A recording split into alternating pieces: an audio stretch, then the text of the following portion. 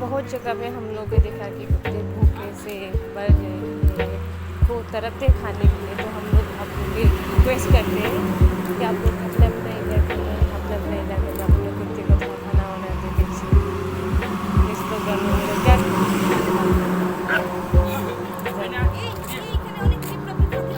आए आए